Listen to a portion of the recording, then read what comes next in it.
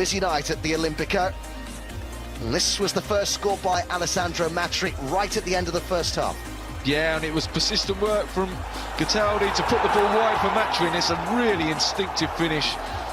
Forced wide, wasn't he, but stretches well. You can see Cataldi does well to win the ball. Forces Matri a little bit wide, he just cuts it back through the defender's legs, which makes it a more difficult save for the goalkeeper.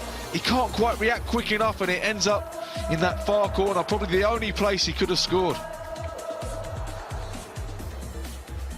Really came out firing at the start of the second half. Lazio as well, seeking to build on the goal that they'd given themselves at the end of the first period.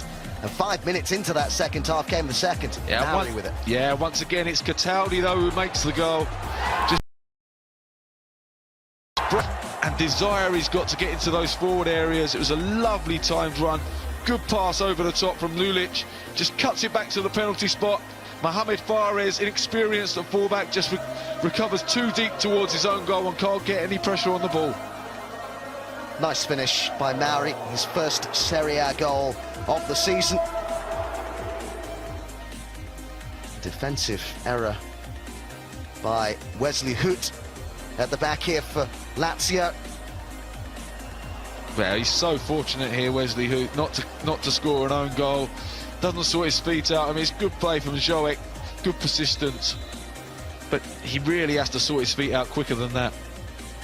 Maybe it was a warning sign of perhaps the nervy moments that were to come later on for Lazio, but this was the third, scored by Felipe Anderson. Again, look, they all stop though. The Verona players stop on the edge of their box. It falls for Mauri, who puts it wide for Matri, who just makes a simple task for Felipe Anderson to score.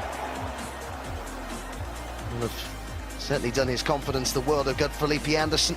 Matri was offside though. I think the assistants definitely missed it.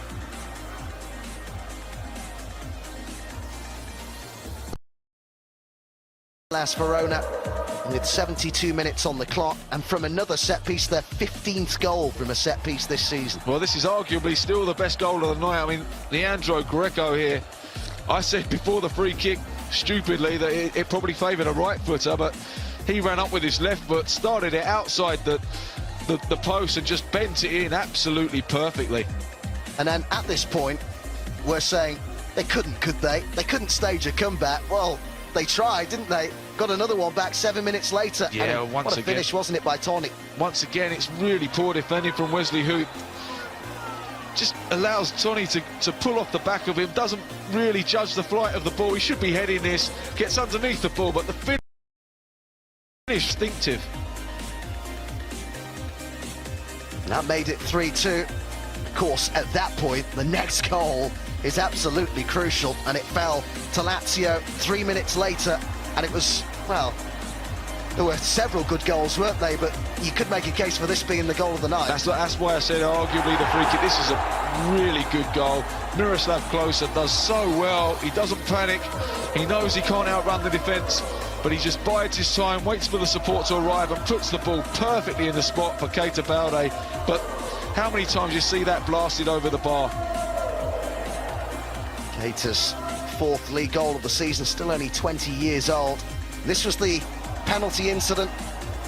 It's a clumsy challenge more than anything, but Lulic just wins the ball first.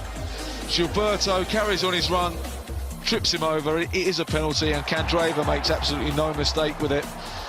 Good, strong side foot, fast into the corner. The goalkeeper's got absolutely no chance. Candreva returning from injury tonight, getting himself on the score sheet, his 7th league goal of the season. Well, you think that the president, Claudio